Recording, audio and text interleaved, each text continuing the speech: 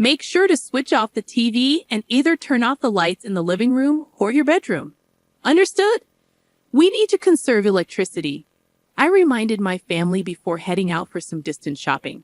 Whether we're leaving or staying home, we're all dedicated to energy conservation, diligently turning off lights and adjusting the air conditioner. Today was no exception. We exchanged reminders as I left. However, upon returning a few hours later, our once familiar home had transformed entirely. You're all about saving, right? Well, I'm saving electricity for you, echoed Amelia's sinister laughter.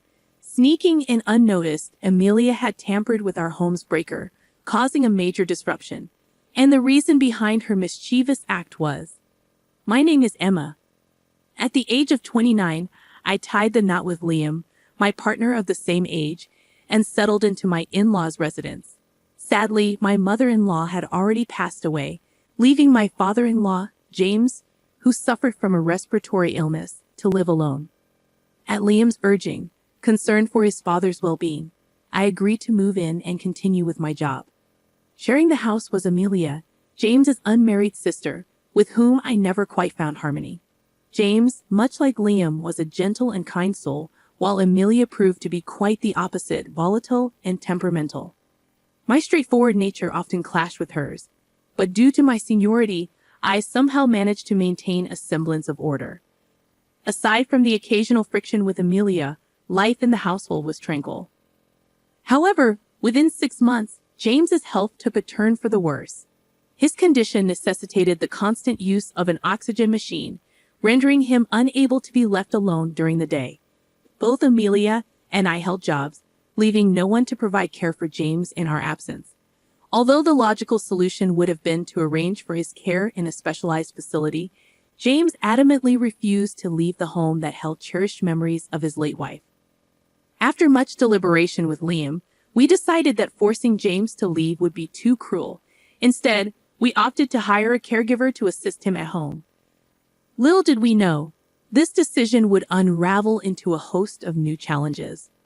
Already at odds with me, Amelia harbored a strong aversion to strangers entering her domain and took to harassing the caregiver.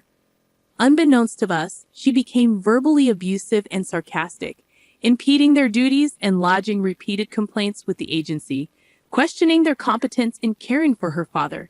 By the time we discerned the root of the issue, several caregivers had resigned, and the agency informed us that they could no longer send replacements. Frustration brewed as other agencies turned us away, likely due to our tarnished reputation. It seemed we had been blacklisted, all thanks to Amelia. With our prospects for external assistance dashed, we were left to devise a solution. Amelia, ever self-absorbed, had distanced herself from the family dynamic. Despite my husband's attempts to intervene as her brother, their interactions only fueled heated disputes, ultimately prompting him to suggest she find her own living arrangements. This suggestion, however, further incensed Amelia, leading her to vent her grievances to me, perhaps perceiving me as a less formidable adversary than her brother. Overhearing the expectation placed on me as a daughter-in-law to care for James, while my husband was expected to continue working, ignited yet another dispute between us. This tense situation deprived James of the peaceful recovery he deserved. Refusing to succumb to Amelia's pressures, yet unwilling to simply stand aside, I found myself torn. Grateful for James' efforts to welcome me into the family despite his illness, I made the decision to resign from my job and devote myself to his care. Though daunting, I resolved to gradually acquire the skills of caregiving, recognizing James as part of my own family. As I made the commitment to step into the role of caregiver, James and my husband expressed their gratitude with tears of appreciation. Learning the ropes of caregiving from scratch proved to be a formidable challenge, yet James consistently offered words of encouragement, easing my journey despite the inevitable struggles.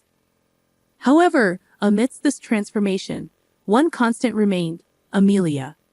Despite neither contributing to household chores nor assisting with caregiving responsibilities, she made no move to vacate the premises.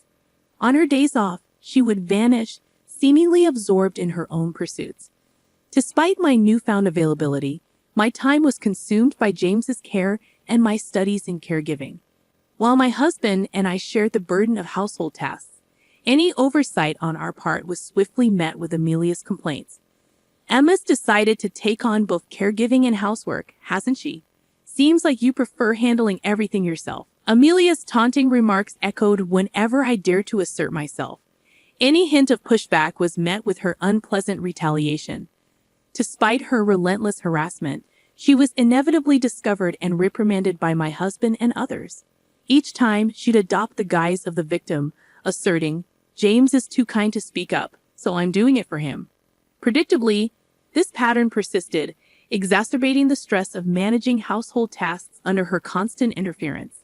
Gratitude filled my heart for the caregivers who persevered, maintaining their composure and providing care for James despite Amelia's disruptions.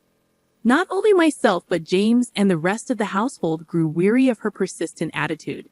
Then, one day, as my husband and I quietly discussed strategies to encourage her independence, Amelia abruptly announced, "I'm engaged and I'm moving out. Goodbye, Dad.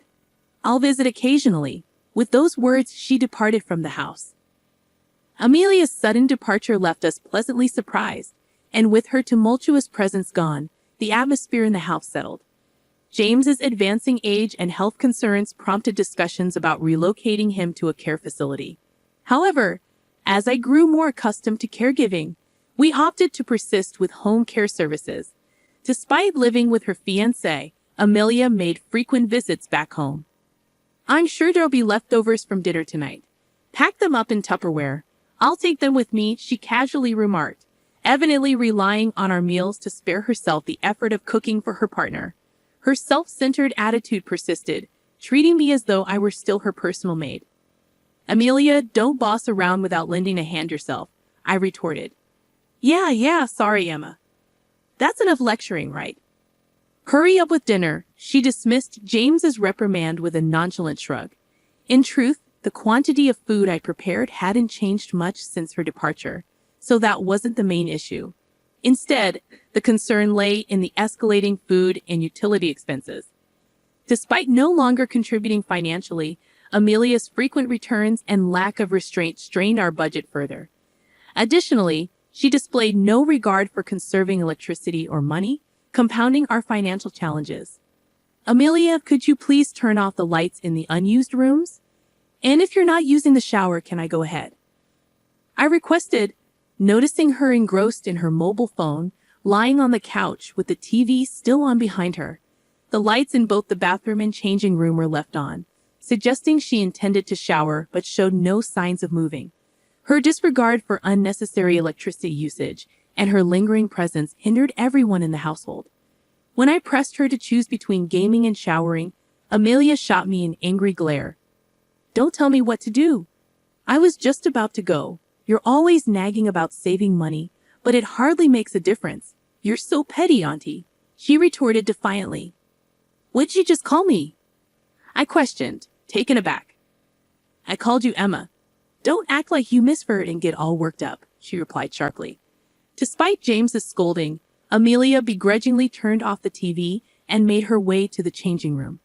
Though she often complained, at least she listened to our requests. However, despite her years of experience and engagement, her mindset remained stubbornly youthful, resembling that of a rebellious child. While I had ceased expecting her to mature, I found it tolerable. Unfortunately, even after her departure from the household, our relationship with Amelia remained strained. I had hoped that our shared goal of saving money could serve as common ground for our family, but it appeared increasingly unlikely. On a particular day, I found myself driving to a sprawling shopping mall located far from our home, tasked with an errand for James. James, unable to venture outside without his portable oxygen tank, relied on me to run such errands. Carrying the weighty tank, even with a carrier, proved burdensome for him, and the visible tubes drew unwelcome pity from acquaintances. Consequently, James preferred to remain at home to avoid the constant sympathetic glances. While my husband typically handled errands when he was present, ensuring James was never left unattended, circumstances demanded that I undertake the task alone this time. Though apprehensive, I knew James was far from helpless. His reliance on the oxygen tank was primarily for breathing assistance, and he remained capable of managing many tasks independently. Before setting off, I reminded James to use the air conditioning as needed, emphasizing the importance of conserving electricity. With that, I embarked on my shopping trip, which proceeded without incident. Upon returning home with the groceries several hours later, I noticed the time had slipped from the early morning to evening. Upon speaking with the doctor, my husband learned that James's advanced age may have dulled his sensitivity to the heat, and the trembling hands and headache were initially dismissed as typical signs of aging. However, the occurrence of convulsions prompted immediate medical attention and subsequent hospitalization for thorough testing, leading to the current state of affairs. Upon receiving this explanation from my husband, I dared to pose a bold question. It's highly unlikely that the power source for the device would fail. Didn't we take precautions to ensure the plug couldn't be accidentally disconnected? My husband's brow furrowed as he delved into deep thought. You're right. It's improbable for it to come unplugged on its own. I went back home to double-check, and the plug was still securely in place, he confirmed. Then how? I trailed off, perplexed by my husband's revelation. He had returned home to make arrangements for James's hospitalization and discovered that despite the power outage, the plug remained intact. His gaze then sharpened as he turned towards Amelia. It was evident she was concealing something, but I couldn't comprehend the reason behind his sudden anger. Abruptly, my husband erupted, directing his frustration at Amelia. You cut off the breaker, didn't you? Speak up, Amelia. My husband's voice cut through the tense silence. Startled, Amelia began to tremble, attempting to form words that refused to materialize audibly. My husband then produced something from his pocket, an item that had prompted the hospital to repeatedly try contacting us all, with him being the first to receive the call. Upon returning home to prepare for James's hospitalization, my husband had immediately sensed something amiss. Upon opening the door, he was met with an oppressive wave of heat. The entrance hall remained shrouded in darkness, the lights unresponsive. Realizing the power outage extended throughout the house, he conducted a thorough inspection, confirming that all electrical appliances were indeed switched off. Rushing to the breaker, he found it deliberately turned off, a discovery that left him both surprised and suspicious. Recalling our home's security measures, including installed cameras from a previous burglary incident, my husband resolved to investigate further. Despite our cost-saving efforts, the security cameras had been retained for the safety of everyone in the household, with strict instructions not to remove them. He reasoned that footage leading up to the power outage might provide crucial insight. Hastily restoring power, he proceeded to review the recordings. I have the footage here. I transferred it to show both of you in the hospital room, my husband announced, pulling out his mobile phone. With a few taps, he displayed the transferred footage. The scene unfolded with a familiar view of our house's entrance, minutes after my departure. To my astonishment, Amelia made an unexpected appearance, catching my eye involuntarily. Using her key, she entered the house, her demeanor oddly cautious, as if she were ensuring I was truly gone. My husband then shifted the footage to a camera positioned inside the entrance. Our house's breaker is located near the ceiling, above the shoe rack, he explained. We watched in disbelief as Amelia, using a chair intended for putting on shoes, reached up and opened the breaker's cover. What on earth are you doing? I couldn't help but scream, though I anticipated her actions.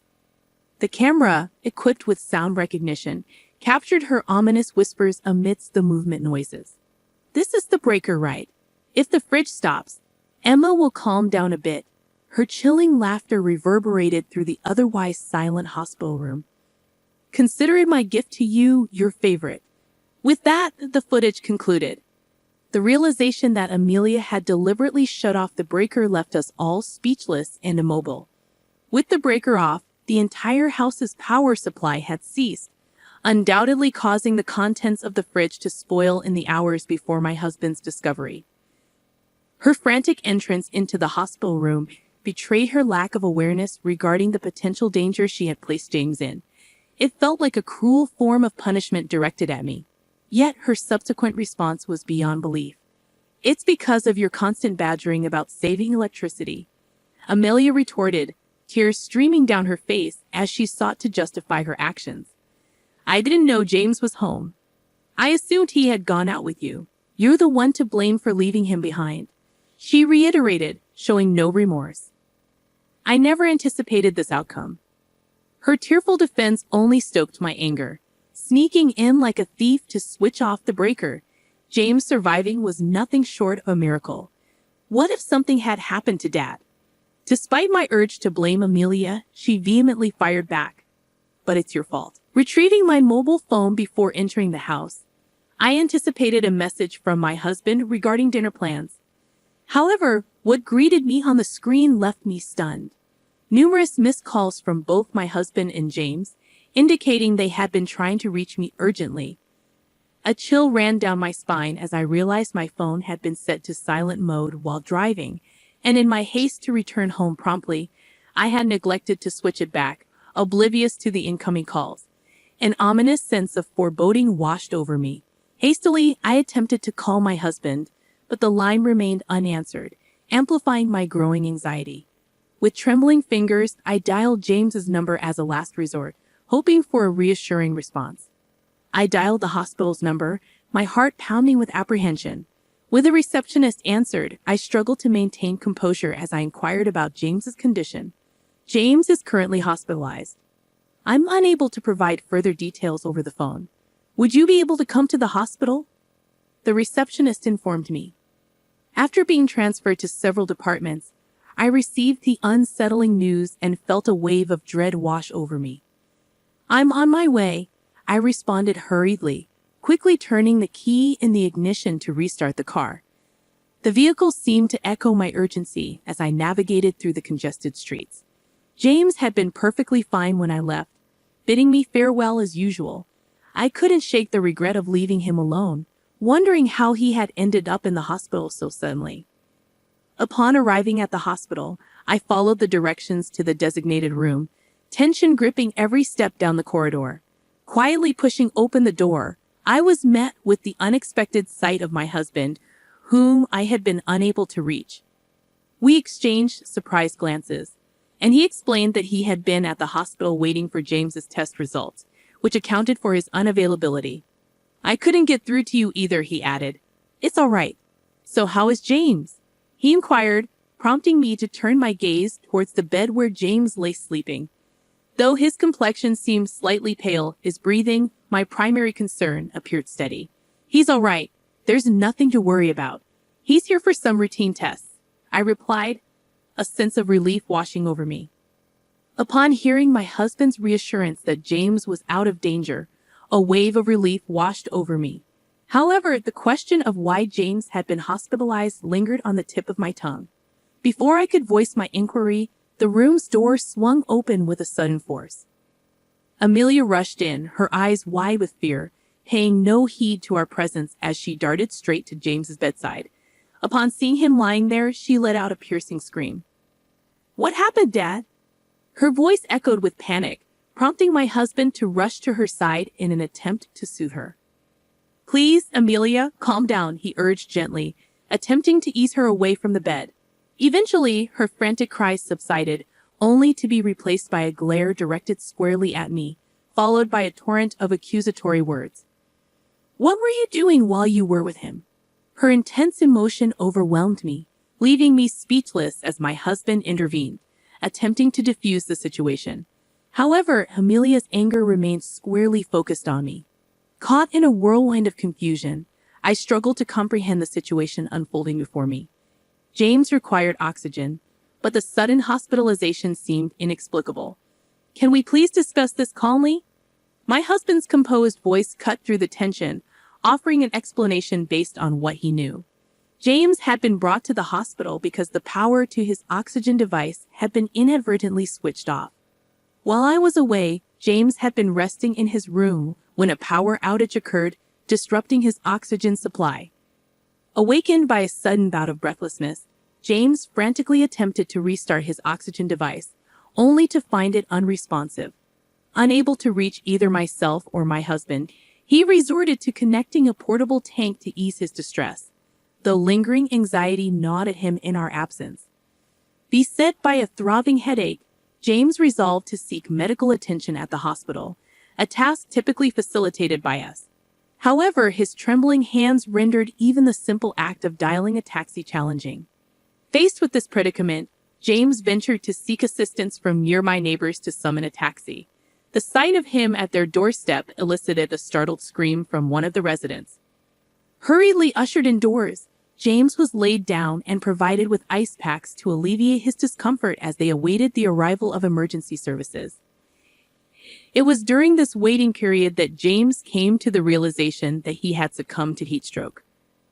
Following prompt and appropriate treatment at the hospital, James's condition stabilized, ensuring his safety. James wouldn't be in this situation if not for you. Her accusations piercing my heart. Perhaps leaving James alone was indeed my mistake. Was assuming he wouldn't want to accompany me too far a misguided decision. The tension in the hospital room thickened until, unexpectedly, James broke the silence. Enough! He scolded firmly, though his voice was weakened by illness, his inherent calm shattered by the situation. His sudden outburst caught us all off guard, our attention shifting to him in unison. Do you even realize the gravity of your actions? You've caused distress for everyone and nearly cost me my life. James's eyes glinted with a mix of anger and disappointment. His typically gentle demeanor was replaced by a stern tone, jolted awake by Amelia's loud protests and the tumult in the room. He had heard everything, including the discussion about the surveillance cameras. If you're going to continue causing such a disturbance, you might as well leave and never return to this house, he admonished sharply. Amelia's complexion paled, and she froze momentarily before bursting into loud sobs, which only added to the disquiet. Despite her apologies, James insisted on her departure, and my husband escorted her out of the room. James was discharged from the hospital just a few days later. When we arrived to collect him, he greeted us with a smile, appearing to have recovered well. However, upon returning home, Amelia awaited us at the front door. It was the first time she had shown herself since the incident. While we anticipated an apology, her words echoed those from before. It's your fault. All of this is because of you, and James's suffering is on your hands. Both James and my husband were exasperated, unwilling to accept responsibility and continuing to lay blame on me. James took a step forward. Consider yourself fortunate that I'm not involving the authorities because you're family. But make no mistake, your actions are utterly inexcusable. His voice, as cold as it was in the hospital room, remained unchanged, leaving Amelia silenced. But James's condemnation didn't end there. It was apparent that he harbored a deep-seated disdain for her. Consider this disavowment. It's astounding that you still fail to grasp the gravity of your actions. Stay away from our home, he pronounced with vehemence, pushing past Amelia and striding forcefully into the house. Caught off guard, she stood there in stunned disbelief, not anticipating such severe consequences from her father. Standing firmly by James's side, we followed him inside, leaving Amelia behind.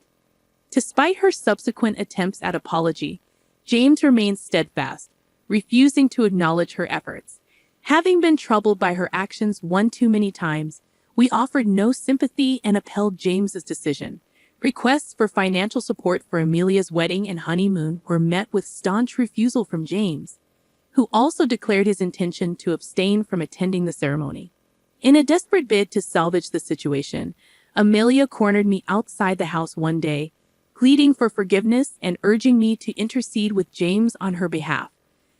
However, I had already resolved not to grant her forgiveness. Knowing her tendencies to resist or ignore, I listened quietly before walking away, leaving her to grapple with the consequences of her actions.